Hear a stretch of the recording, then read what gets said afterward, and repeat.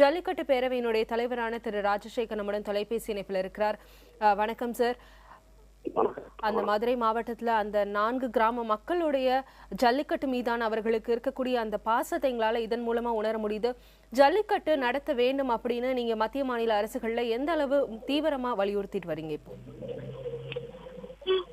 கடந்த 2008 இருந்து உச்சநீதிமன்ற உத்தரவின்படி 100% அரசனுடைய மேற்பார்வையில் ஜல்லிக்கட்டு விழா சரியாக நடந்து வந்தது. உச்சநீதிமன்ற தடைக்கு பின்னாலும் நாங்கள் அரசாங்கத்திற்கு கோரிக்கை வைத்து வந்தோம். அதே போல மறுசீராய்வு மனுக்கள் தாக்கல் செய்திருக்கின்றோம். இந்த நிலையிலே மக்களுடைய உணர்வுகளை மதித்து இந்த தேவை அறிந்து தமிழக முதல்வர் அவர்கள், பாரத பிரதமர் அவர்கள் வந்த பொழுது அவர்கள் கோரிக்கை வைத்தார்கள். அடுத்து இந்த அவசர சட்டம் இயற்ற வேண்டும் என்று கடிதம் எழுதியிருந்தார்கள். மத்திய அரசை தொடர்ந்து மாண்புமிகு மத்திய அமைச்சர் பொன் ராதாகிருஷ்ணன் ஐயா அவர்களிடம் கொண்ட பொழுது அவர்கள் எங்களை பலமுறை அந்த பிரகாஷ் ஜவடேகர் அவர்களை அழைத்து சென்று எப்படியாவது ஜல்லிக்கட்டு நடத்தப்பட வேண்டும் என்று சொல்லும் பொழுது நடத்தி தருவதற்கு சட்டம் இயற்ற வேண்டும் என்று நாங்கள் வற்புறுத்திய பொழுது நான் அதற்கான வழிவகை செய்கிறேன் என்று இந்த நோட்டிபிகேஷனை வெளியிட்டார்கள். இந்த நோட்டிபிகேஷன் வெளியிட்ட 4 தினங்களுக்குள் மீண்டும் உச்சநீதிமன்றத்திற்கு சென்று அந்த நோட்டிபிகேஷன் மேலே தடை பெற்று விட்டார்கள். எங்களுக்கு உச்சநீதிமன்றத்திலே தடை விதித்த பொழுது நாங்கள் எல்லாம் மீட்டு தர வேண்டும் என்ற ஒரு அமைதியாக இருந்தோம். மீண்டும் எங்களுக்கு இந்த உற்சாகமான இந்த தை திருநாள் பொங்கல் நெருங்கிய வேளையிலே மத்திய அரசு அந்த நோட்டிபிகேஷனை கொடுத்து அந்த நோட்டிபிகேஷன் மூலமாக நடத்தப்பட வேண்டும் என்ற போது மற்றற்ற மகிழ்ச்சியில் அந்த மகிழ்ச்சியின் உச்சத்துக்கே சென்று நாங்கள் எல்லாம் கொண்டாடப்பட வேளையிலே மீண்டும் தடை என்று சொல்ல பொழுது எங்களால் அதை ஏற்றுக்கொள்ள முடியவில்லை. இந்த துயரமான, அதாவது ஏற்கனவே இருந்தபடி இருந்திருந்தா கூட இவ்வளவு எழுச்சி மக்கள்கிட்ட கொஞ்சம் வந்திருந்திருக்காதுன்னு நான் நினைக்கிறேன். இது திரும்பி தடை என்று சொன்னோம்னா மக்கள் ரொம்ப கொதிப்பாயிட்டாங்க. அதனால இது அரசாங்கங்களும் ஒத்து கவனிச்சுக்கிட்டு இருப்பாங்கன்னு நாங்க நினைக்கிறோம்.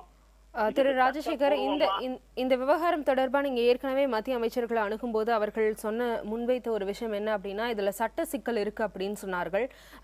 சட்ட சிக்கல் அப்படின்னா அது என்ன மாதிரியான சிக்கல் இருக்கிறதா உங்கள் தரப்பு வழக்கறிஞர்கள் சொல்றார்கள்? இதை சரி செய்வதற்கான வாய்ப்பு சட்டத்துல என்ன மாதிரியான திருத்தங்கள் தேவை அப்படின்னு உங்கள் தரப்பு வழக்கறிஞர்கள் யோசனையை முன்வைக்கிறாங்க?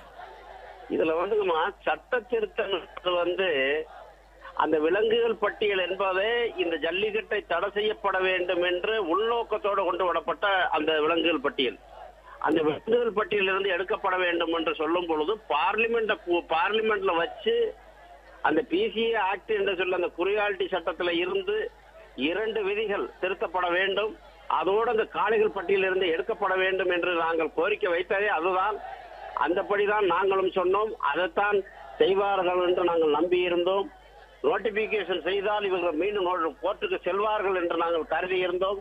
நாங்கள் நினைத்தது போல நடந்து விட்டது. ஏனென்றால் இருந்தாலும் மத்திய அரசு அவர்களெல்லாம் அந்த துறை சார்ந்த அவங்க விலங்கு நல வாரியம் போன்றவர்களை அழைத்து அவர்களிடம் அரசுக்கு தேவையானதை நாங்கள் செய்து தர வேண்டும், நீங்கள் கொஞ்சம் அமைதியாக இருக்க வேண்டும் என்று அவர் கேட்டுக்கொண்டதின் பேரில் நீதிமன்றத்துக்கு செல்ல மாட்டார்கள் என்று அமைச்சர்கள் நம்பிவிட்டார்கள். அந்த நோட்டிபிகேஷனை வெளியிட்டார்கள். அதிலே நோட்டிபிகேஷன் சரியா தப்பா என்று இன்னும் முடிவாகவில்லை. இருந்தாலும் இந்த பொங்கல் விழாவை தடை செய்தது எங்களால் ஏற்றுக்கொள்ள முடியவில்லை. அந்த நோட்டிபிகேஷன் சரியாக இருக்கிறது என்று அரசு தரப்பிலே இருக்கிற வழக்கறிஞர் பெருமக்கள் சொல்லுகிறார்கள். இருந்தாலும் அந்த நோட்டிபிகேஷன்ல முடிவு இனிமே தெரிய வரும். அதற்கு இடையிலே இது ஒன்றும் பெரிய சதி நடக்க போறது, பெரிய இழப்பாக போறதில்ல. இந்த ஜல்லிக்கட்டை நடத்த விட்டப்பட்டு அந்த நீதிமன்றத்தில் விசாரிக்கப்பட்டிருக்கலாம்.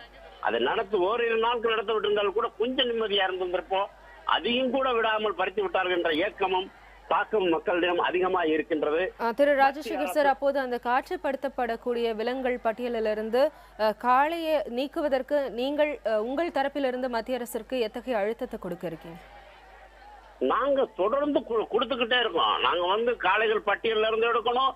அந்த பிசிஎஸ் ஆக்ட் 1960 கொண்டு வரப்பட்ட சட்டத்தில் விதி மாற்றங்கள் 2 திருத்தங்கள் செய்யப்பட வேண்டும் என்று நாங்கள் தொடர்ந்து அறிக்கைகள் அவர்களை தொடர்பு கொண்டுகிட்டே இருக்கிறோம்.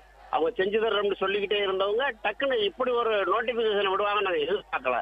ஏன்னா இவங்க எதுக்கும் ரெடி. இப்ப எங்களுக்கு ஒரு அச்சம் என்னன்னாங்கம்மா, நீதிமன்றத்தில் நாங்க வென்றா கூட, இதை நியாயம் என்று சொன்னா கூட ஓரிரு நாள்ல மீண்டும் பெஞ்சுக்கோ ஃபுல் பெஞ்சுக்கோ எதுக்கும் பயங்கர வல்லமை படைத்த உலக இந்த 10 கிராமங்கள், இந்த 100 கிராமங்கள் கொண்டாடக்கூடிய திருவிழாவை கிட்டத்தட்ட வெளிநாட்டுல இருக்க அந்நிய சக்திகள் அத்தனை பேரும் இதை ஒடுக்குறதுக்கு அடக்குறதுக்கு, நாங்க காலை அடக்குறத அவங்க இதை ஒடுக்கணும்னு நினைச்சு அவ்வளவு தூரம் பயன்படுத்துறாங்கன்றது எல்லாத்துக்கும் தெரிஞ்சிருச்சு.